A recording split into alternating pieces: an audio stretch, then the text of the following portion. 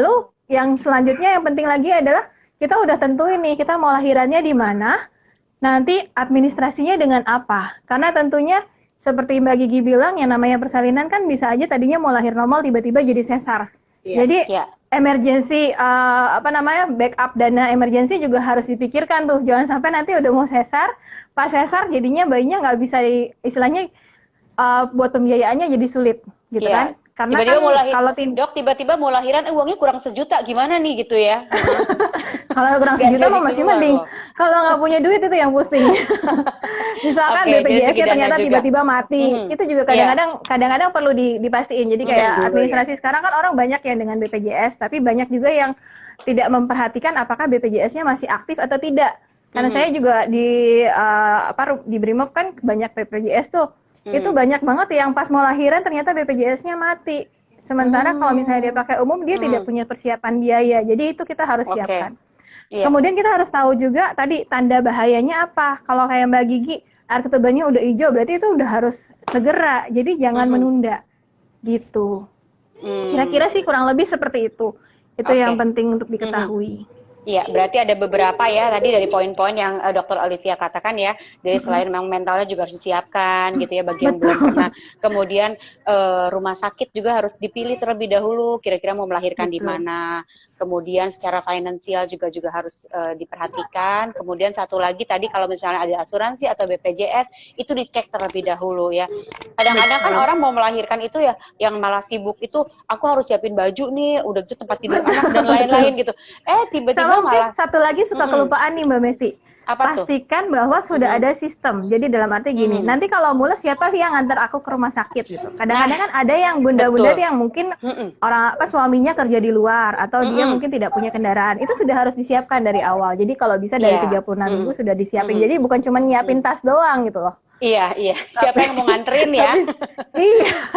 Jangan sampai gitu dia misalkan tinggalnya jauh kan yang dengar Halodoc tentunya kan banyak juga yang di daerah yang mungkin sarana transportasinya nggak segampang di Jakarta. Iya. Juga, aduh nanti tengah malam nggak ada yang bisa nganterin itu juga nggak lucu namanya. Gitu. Nah berarti kan namanya orang mau lahiran, apalagi kalau mau lahiran normal itu kan nggak ada tiba-tiba nggak ada miss call-nya ya dok ya, gitu kan. Tapi pasti ada gejala-gejalanya nih. Apa saja gejala-gejala yang diwaspadai, yang harus kita waspadai kalau ternyata gejala-gejala itu gejala orang mau lahiran nih gitu loh. Apa yang harus kita tahu nih dok?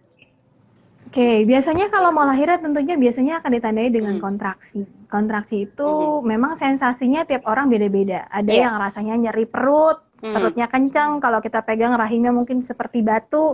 Atau ada yang cuman karena ambang nyerinya terlalu tinggi, jadi dia nggak ngerasa nyeri, santai-santai aja, tapi pinggangnya cuman panas, hilang timbul. Ada yang seperti itu. Ada yang rasanya kayak mau BAB. Jadi intinya sesuatu yang hilang timbul, apalagi disertai dengan keluarnya lendir darah. Apalagi kalau dia sampai keluar air ketuban itu adalah tanda-tanda persalinan. Oke, berarti sebelum itu tadi kita masuk ke tanda persalinan, dalam kehamilannya harus dipastikan bahwa kondisi kehamilannya baik dengan cara mengevaluasi gerakan bayinya, tadi kontrol kehamilan dengan baik, gitu-gitu. Ini bukannya kalau misalnya udah dekat-dekat gitu tuh kontrolnya juga udah lebih sering ya Gigi ya? Ya, udah seminggu sekali. Oh, seminggu sekali. Oke. Jadi nah ini kan udah 38 minggu ya, itu kayak aduh sebentar lagi tuh emang udah bisa lahiran nih. Ada pernah nggak ngerasain gejala-gejala yang tadi Dr. Olivia kasih tahu? Ya paling kencang-kencang aja sih ya. Kencang. Kalau kencang tuh berarti kontraksi kan begitu ya?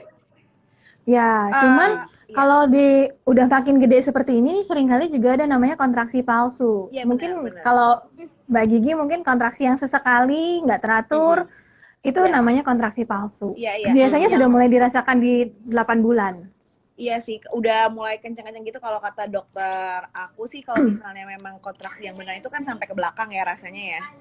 Kalau yang kontraksi yang palsu itu tuh biasanya cuma di depan doang, dan biasanya dia cuma sebentar-sebentar doang gitu. Kalau dulu sih yang pertama sih itu benar berlendir, darah berlendir. Jadi benar-benar langsung baru ke rumah sakit gitu. Jadi pas di rumah tiba-tiba darah berlendir kemudian langsung ke rumah sakit pada saat itu ya. Oke. Nah tadi kan Dr. Olivia udah kasih tahu nih sama kita gitu ya, apa saja yang harus dipersiapkan. Nah dari semua yang tadi Dr. Olivia katakan, Gigi udah siapin belum nih semua nih, dari mulai rumah sakit emang yang ditunjuk adakah gitu rumah sakit mana? Kemudian apalagi nih persiapan, apa aja persiapan yang udah Gigi siapin?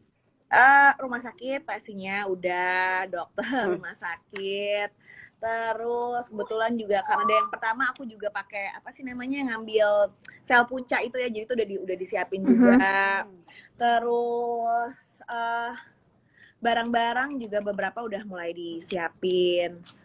Udah ya udah ini sih gitu, karena udah kebayang juga kan. Iya. Gitu. Kayak gitu. Yang nganterin udah ada lah ya. Insya Allah. Udah pasti ada kayaknya. Udah ada lah ya. Tapi kayaknya kalau Nagita Slavina nih dokter, ini kayaknya harus dicek nih. Aku harus tanya banget nih, soalnya ini BPJS sudah disiapin belum nih? Jangan sampai nanti BPJS habis nih. Kayaknya kalau Mbak Gigi nggak mungkin pakai gitu. Udah. Ya, asuransi khusus. Itu juga udah. Udah ya. Pokoknya udah aman lah ya. Siapa sih Gi yang paling sibuk gitu di persiapan persalinan anak kedua ini di rumah? Apakah emang Gigi sendiri atau keluarga? Siapa yang paling heboh sibuk. gitu? Diri sendiri kali ya. Oh gitu ya? Tapi lebih nggak tahu ya, kalau yang ini relatif emang lebih worry ya, tapi untuk persiapannya lebih santai gitu. Lebih worry, lebih banyak tanya, lebih banyak khawatir ini itu ya, semuanya untungnya bisa ditanyain gitu ke dokter gitu. Jadi alhamdulillah juga menurut aku salah satu yang paling penting itu juga kan kita punya objin, punya dokter yang bisa nenangin gitu. Iya. Karena jadi setiap ada pertanyaan ya, kan kita nggak hamil aja, nggak pakai hormon aja pasti udah khawatir ya, apalagi hormon tuh pastinya kekhawatiran pasti lebih, apalagi ada orang lain gitu ibaratnya di perut kita gitu kan, jadinya pasti khawatirnya tuh berlebih-lebih gitu. Jadi dengan alhamdulillah kita tuh kalau dokter itu kan cocok-cocokan ya, jadi kalau ya beda-beda, kebutuhan setiap orang pasti beda-beda. Jadi alhamdulillah kalau punya itu adalah satu anugerah juga, rezeki punya dokter yang cocok gitu. Rezeki, iya betul. Kalau Rafathar ikut sibuk nggak persiapin buat adiknya nanti kalau lahir? Udah siapin apa aja nih? Siapin apa? Udah siapin apa? Udah siapin? Nggak tahu. Siapin apa? Siapin mau bobo bareng ya? Siapin bobo bareng. Siapin apa? Siapin apa Dot? Ya, buat AA sendiri. Buat AA sendiri. Udah siapin mainan belum buat adiknya, Rafathar? Siapin mainan nggak? Nanti kita beliin ya. Ya, Mama aja yang beliin. Dia Mama aja yang beliin. Oke. Oke. Ya. Pertimbangannya Gigi apa aja sih pertimbangannya dalam memilih rumah sakit untuk persalinan? Pasti kan udah punya pengalaman dari persalinan yang pertama ya. Pasti seorang ibu perfeksionis